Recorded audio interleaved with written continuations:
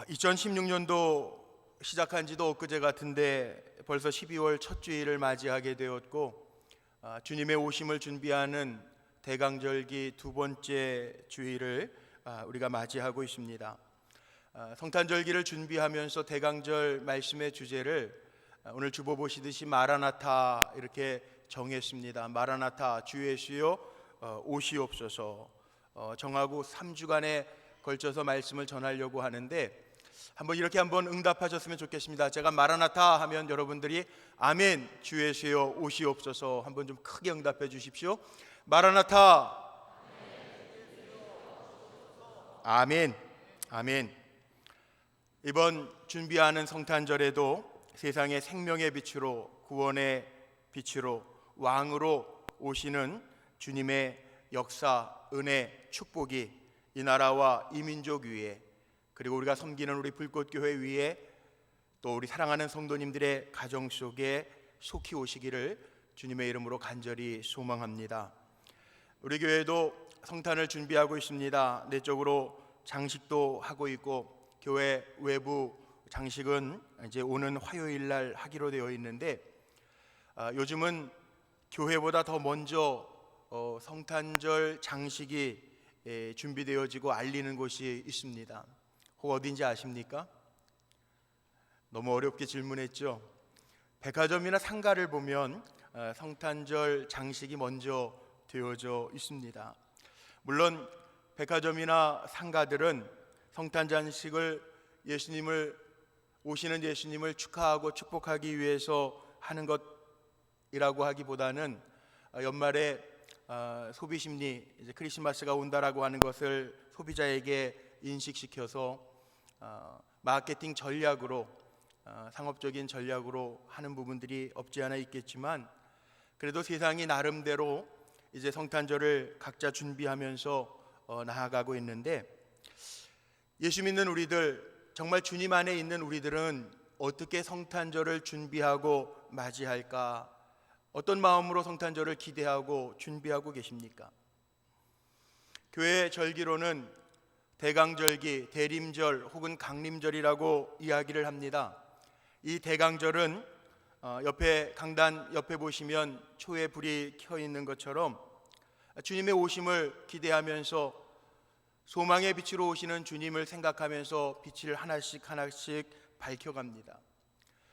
대강절이라고 하는 말 유래는 라틴어의 애드벤투스라고 하는, 영어로는 애드벤트라고 하죠. 도착, 이런 의미를 가지고 있습니다. 오시는 분, 도착하시는 분이 누굴까요? 그분은 바로, 오늘 힘을 다 빼놓고 오신 것 같아요. 도착하시는 분, 오시는 분, 그분은 바로 예수 그리스도시다. 예수 그리스도. 우리에게 오시는 분이 계시다고요. 예수 그리스도. 그래서 대강절, 강림절은 우리에게 오시는 예수 그리스도를 기쁨으로 기대하고 준비하는 절기입니다. 성경에도 예수 그리스도를 기대하고 고대하고 준비하던 사람들이 있었습니다. 우리가 아는 것처럼 제사장 시므온과 안나가 있었고, 동방의 박사들이 있었고, 양치는 목자들이 있었습니다. 이 시대, 희망을 잃어버렸다고 하는 이 시대를 살아가면서 우리도 예수님의 오심을 기다리고 준비하고 있는데, 성탄의 의미를 잘 알고 잘 준비하는 지혜롭고 거룩한 성도들이 되실 수 있기를 간절히 소망합니다. 오늘 주시는 말씀을 통해서 깨달을 수 있는 것이 있습니다. 예수님이 이 땅에 생명의 빛으로 오셨다라고 하는 겁니다. 4절 말씀에 보니까 그 안에 생명이 있었으니 이 생명은 사람들의 빛이라. 이 세상에서 중요한 것이 있다면 바로 빛입니다. 창세기 1장 1절 말씀, 태초에 하나님이 천지를 창조하시니라. 그리고 이어져 나오는 말씀이 이런 말씀들입니다. 땅이 혼돈하고 공허하며 흑암이 깊음 위에 있고 하나님의 영은 수면 위에 운행하시니라. 하나님이 이르시되 빛이 있으라 하시니 빛이 있었고 빛이 하나님 보시기에 좋았더라. 성경을 열면 창세기 첫 말씀이 하나님이 세상을 창조하셨는데 하나님의 입으로 명하신 첫 말씀이 3절에 나오는 빛이 있으라. 하나님이 빛을 먼저 만드신 까닭은, 다른 창조물보다 가장 먼저 빛을 만드신 까닭은 그만큼 빛이 중요하기 때문입니다. 빛이 있어야 생명이 존재합니다. 그래서 하나님은 빛을 가장 먼저 창조하셨습니다. 오래전에 3,500년이 넘은 피라미드 속에서 작은 항아리가 하나가 발견이 되었는데, 그 항아리 속에는 사람들이 그 당시에 먹던 콩이 들어져 있는데, 과학자들이 이 콩을 땅에 심어 보았습니다. 놀랍게도 3,500년이라고 하는 긴 시간 동안에 그 피라미드에 갇혀서 조그마한 항아리에 갇혀 있었던 콩인데, 그 콩을 심고 물을 주고 빛을 비춰주니까 새싹이 나고 자라서 콩들이 주렁주렁 달렸습니다. 이게 바로 생명이라는, 생명. 그 생명이 어두움 속에 있을 때에는 살지 못했는데 빛이 비추어지고 온도와 물이 주어지니까 다시 살아나더라는. 동굴에 있으면 빛을 받지 못하면 살 수 없습니다. 그런데 빛을 쬐어주니까 살아났습니다. 열매를 맺습니다. 이만큼 빛이 중요하다라는 거죠. 예수님이 바로 우리에게 생명의 빛으로 오셨음을 기억하시기를 바랍니다. 생명의 빛으로 오신 예수님의 그 생명의 빛이 우리에게 비춰지면 어두움에서 나오게 되고 영적 죽음에서 살아나게 되는 은혜가 임할 줄로 믿습니다. 오늘 이 예배를 통해서 생명의 빛 대신 예수 그리스도의 은혜와 말씀과 능력과 치유의 광선이 우리 사랑하는 성도님들 한 분 한 분에게 임하시기를 주님의 이름으로 축복합니다. 세상에 빛이 들어오니까 빛이 세상을 바꾸어 놓기 시작합니다. 빛은 어떤 역할을 할까요? 가장 중요한 것, 빛은 어두움을 물러가게 하는 역할을 합니다. 요즘 대통령 때문에 국민들이 많이 속상하고 힘들어하면서 평화적 시위를 하는데 촛불 시위를 합니다. 어젯밤 늦게도 인터넷 뉴스를 보니까 기사 타이틀이 이렇게 나왔더라고요. 꺼지지 아니하는 불꽃, 촛불 시위 190만 명 이렇게 나왔어요. 근데 제가 불꽃교회 담임 목사여서 그런지 이 불꽃 단어가 나오니까 눈이 번쩍 띄우는, 이 불꽃이라는 게 빛 아닙니까? 빛. 참 재밌는 거는 우리 교회를 다녀가신 목사님들이 우리 불꽃교회 그럼 이미지가 불꽃, 빛이라고 하는 이미지 상징이 머릿속에 남아서 빛은 빛인데 이름이 잘 생각 안 날 때 촛불교회, 횃불교회 그러시는 목사님들이 간혹 있기는 했어요. 근데 빛이 그만큼 중요한 거죠.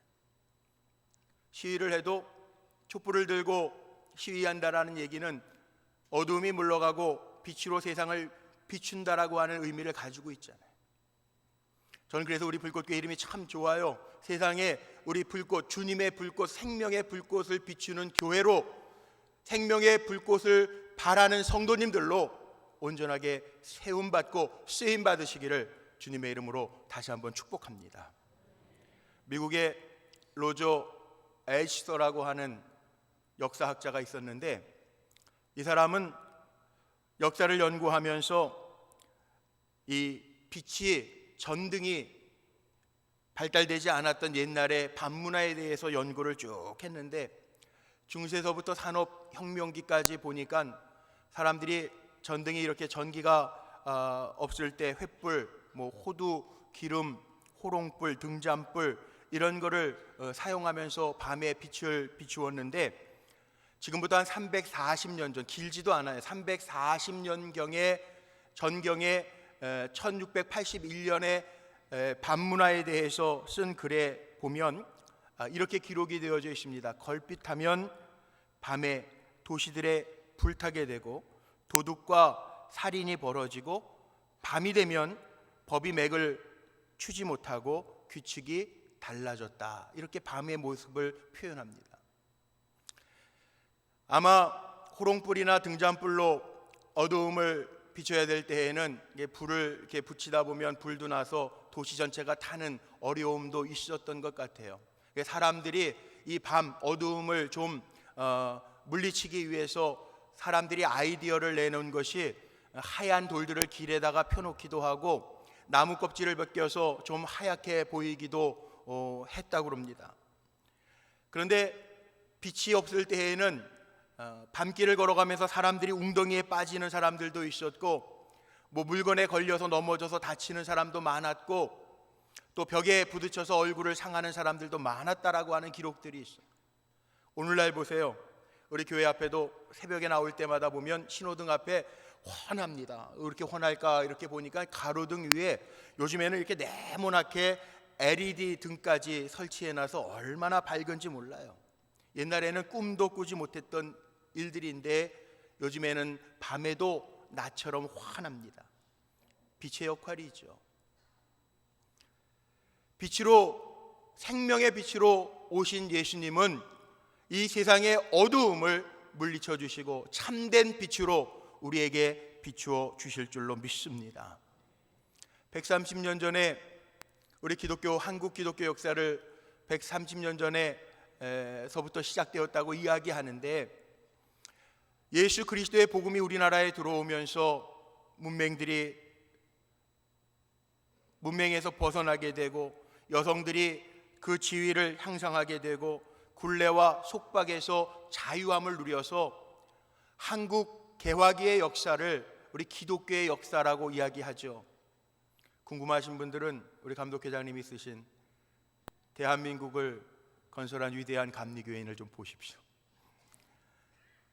기독교 역사가 대한민국 개화기의 역사와 같이 간다라는 거예요. 주님의 복음의 빛이 비추어질 때 이 세상의 어두움들이 물러가고 문맹들이 퇴치되어지는 일들을 보았다는 거예요. 예수 잘 믿는 분들 한번 보세요. 오랫동안 예수 잘 믿는 분들 보면 얼굴 모습들이 달라요. 예수 오래 믿었는데 얼굴이 어두운 분들은 뭔가 이상한 분들이에요. 옆에 있는 분들 얼굴 한번 보세요. 얼굴에 빛이 나나? 예수 믿는 분들, 생명의 빛을 소유한 분들은요 얼굴에 광이 나잖아요. 제가 이렇게 보니까 다 얼굴에 빛이 나시잖아요. 맞죠?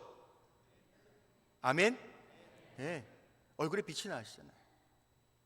생명의 빛을 우리가 품었기 때문에 예수 오래 믿고 잘 믿는 분들은요 삶 속에서 기쁘고 밝을 수밖에 없다는 거예요. 그런 면에서 우리 사랑하는 성도님들의 가정에도 생명의 빛으로 오신 예수님이 늘 임하셔서 가정 안에 즐거움과 평안이 가득하시기를 주의 이름으로 축복합니다.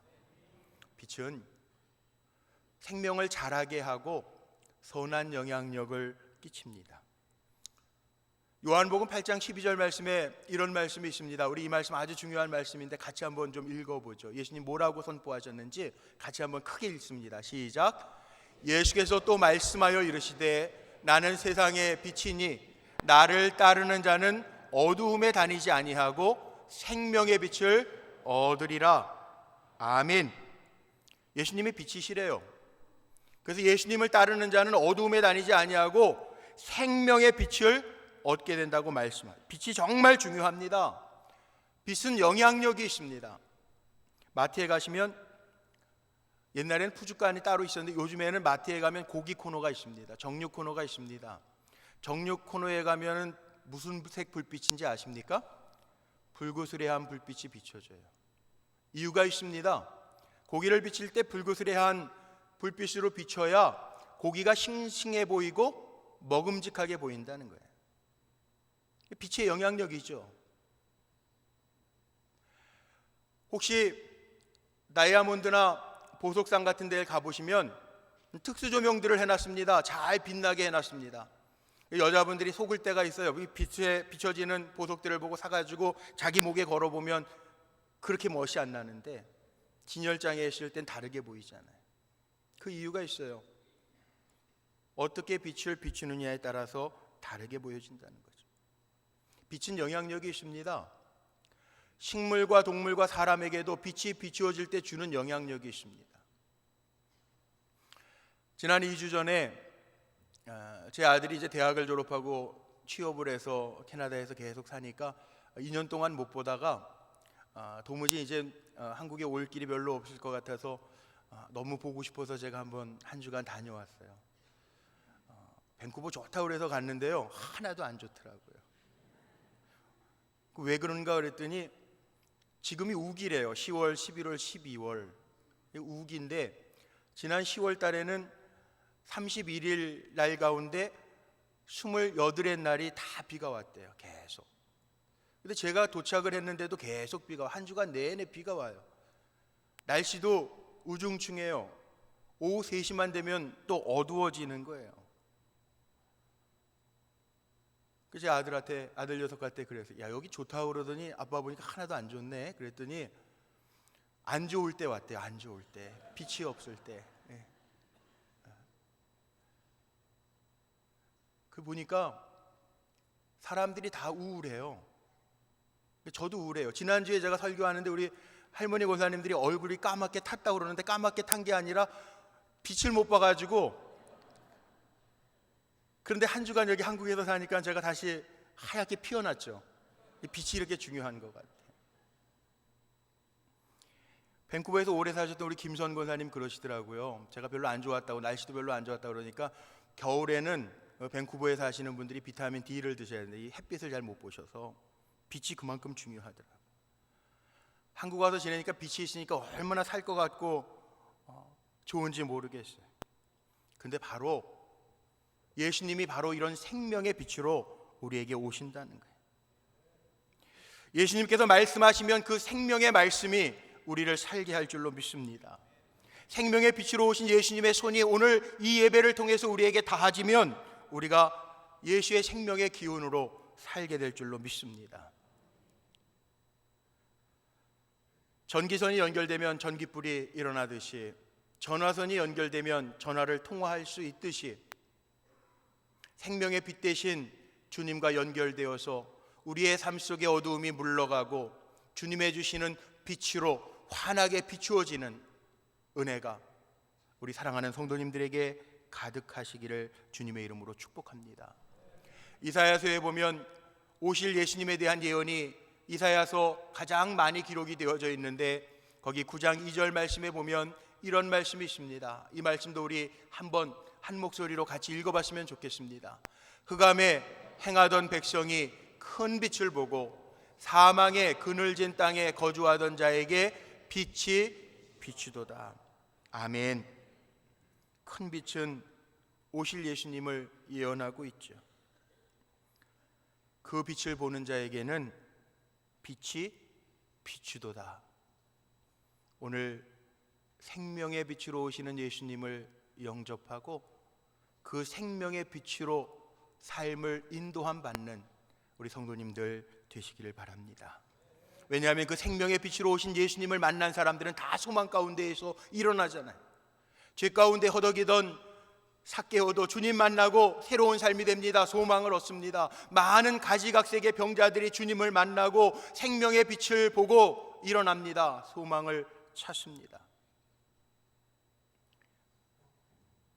오늘 예배를 통해서 생명의 빛 되신 주님을 다 영접하시되 그 생명의 빛을 영접한 우리의 삶은 오늘 성경 말씀 7절 말씀에 보니까 세례 요한처럼 그 빛을 증언하여 세상에 그 빛을 믿게 하는 역할을 하는 사람, 세례 요한이 있었는데 저와 여러분이 생명의 빛을 받아 그 생명의 빛을 증언하는 자리에 세움받게 되기를 주의 이름으로 간절히 소망합니다.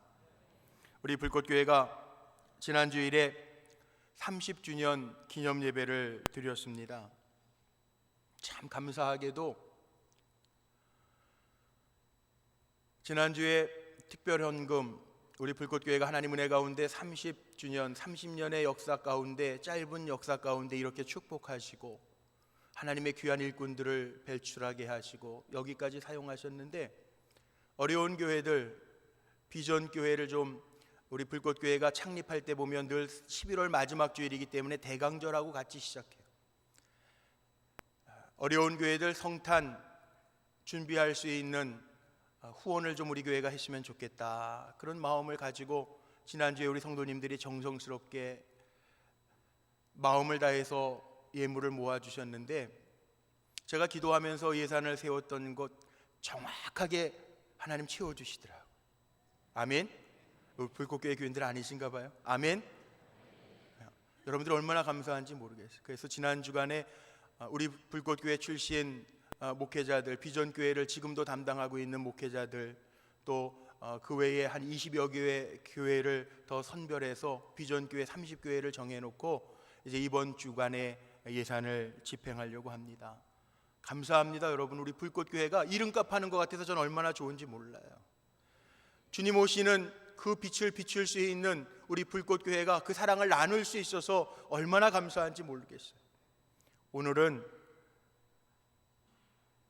주님 생명의 빛으로 오셨는데 우리가 그 생명의 빛을 어떻게 나눌까 생각하다가 1년 전에 제가 적십자 사랑의 장기기증 운동본부에 있는 후배 목사님에게 연락을 해서 내년에 우리 30주년을 맞이하는데 사랑의 장기기증과 헌혈에 우리가 좀 동참했으면 좋겠습니다.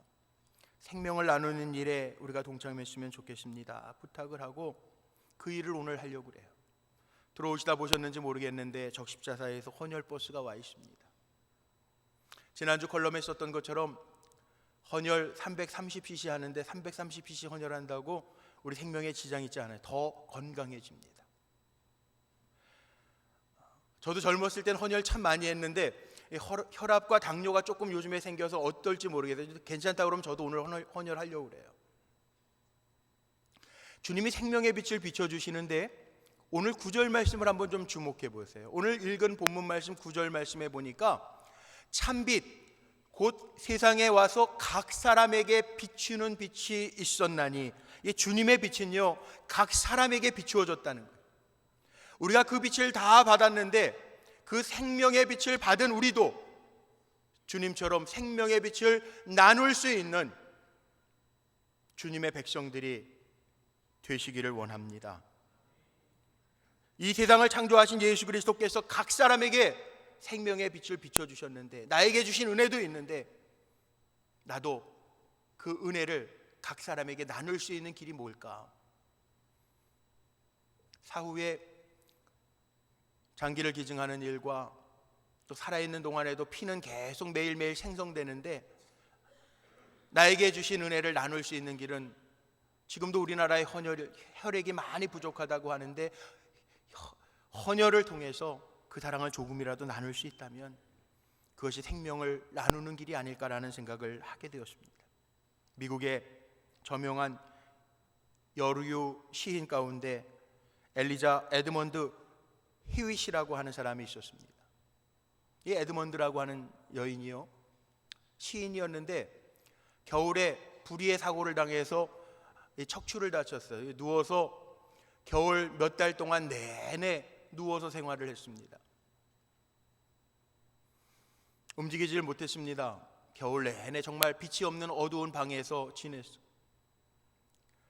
그런데 이제 봄이 되어서 어느 날 창을 거뒀는데요, 밖에 봄 햇볕에 움트는 새싹을 봅니다.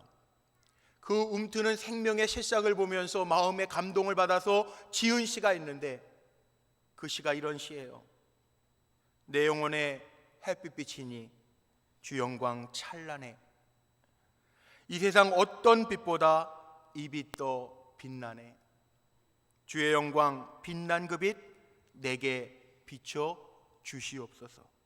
그 밝은 얼굴 배울 때 나의 영혼 기쁘다. 많이 들어보신 시죠? 찬송가 428장 가사예요. 찬송가를 작사한 에드먼드 히윗의 시입니다. 오늘 이 예배를 통해서 주님의 주시는 생명의 빛이 우리 사랑하는 성도님들의 삶 속에, 몸 속에, 주변 환경 속에 임하시기를 주님의 이름으로 축복합니다. 2016년도 성탄을 준비하면서 주님이 어디 계십니까? 물어보셨어요? 주님 어디에 오실 겁니까? 주님 어디 계십니까? 대부분의 사람들은 화려한 곳에서 예수를 찾습니다. 아니, 교회의 제도권에서 예수를 찾는 분들도 있습니다. 그런데 예수님은 어디 계시냐? 우리 가운데 계세요. 말씀을 준비하다 보니까 12월 이맘때 되면요, 어려서 성탄절을 준비하면서 성극했던 기억들이 나요. 제가 어렸을 때 성탄절 되면 크리스마스 이브에 꼭 교회 학교에서 연극을 하는데, 성탄절 연극은 꼭 세 가지입니다. 첫 번째는 빈방 있습니까? 기억나시죠? 요셉과 마리아가 아기 예수를 갖고 여관방 찾는 거. 두 번째는 스크루지, 노랭이 스크루지 영감에 대한 이야기가 있어요. 세 번째는 어느 성도의 예수님의 만남에 대한 연극이 있습니다. 그 마지막 연극이 생각나더라고요. 초등학교 다닐 때 선생님이 연극 준비를 시키잖아요. 교회 생활 열심히 하는 아이들 주인공 만들죠. 어느 이름 없는 성도, 이 친구가 예수님을 대접하고 싶은 마음이 너무 많았는데요, 어느 날 잠들었어요. 예수님이 꿈에 나타났습니다. 네가 나를 이렇게 만나고 싶니? 네, 예수님 만나고 싶어요. 저에게 한번 오세요. 제가 예수님 잘 대접해 드릴게요. 그리고 꿈에 깼어요. 예수님이 그 꿈에서 뭐라고 그러셨냐 하면, 내가 오늘 만나줄게. 그래서 꿈 깨고 나서는 예수님이 오늘 나를 만나주신다고 그랬으니까 집안 청소하고, 또 예수님 오시면 잘 대접하려고 음식 준비해 놓고 기다리는 거예요. 근데 연극에 반에 따라 아이들이 많으면 그 있잖아요, 뭐 방문자 1, 방문자 2, 방문자 3. 방문자들이 와요. 첫 번에 들어와서 문을 두둥깁니다. 예수님이세요? 문을 열었어요. 신문값 받으러 왔는데요. 방문자 2, 문 두둥깁니다. 예수님이세요? 문을 열었어요. 우유값 받으러 왔는데요. 방문자 반에 아이들이 많은 데는 방문자 뭐 4, 5 쭉 나가잖아요. 신경질이 납니다. 화가 납니다. 예수님 왜 안 오시지? 저녁이 됐습니다. 문을 두둥깁니다. 아, 예수님 이제 오시나 보다. 문을 열었습니다. 추운데 밥 한 술만 주세요. 막 욕을 해대면서, 필요 없어요, 나 지금 중요한 손님 온단 말이에요. 문을 쾅 닫죠. 화가 나서 예수님 안 오시나 보다, 내가 꿈 잘못 꿨나 보다, 차려놓은 음식도 다 먹습니다. 밥 다 먹고 나니까 노곤해서 잠이 슬슬 와서 잠이 들었어요. 꿈에 예수님이 나타나요. 이 이름 없는 성도가 예수님에게 막 항의하죠. 예수님, 왜 어제 내 꿈에 오신다고 그래놓고서 안 오셨어요? 예수님이 말씀하십니다. 내가 갔잖아. 내가 갔잖아. 예수님 언제 오셨어요? 내가 분명히 갔잖아. 그런데 너는 나를 모른다고 그랬잖아.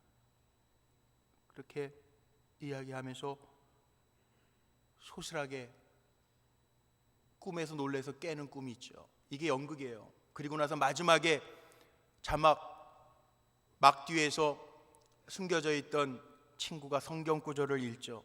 우리가 잘 아는 마태복음 25장 31절 이하의 말씀, 양과 염소를 구분하면서 주어지는 말씀입니다.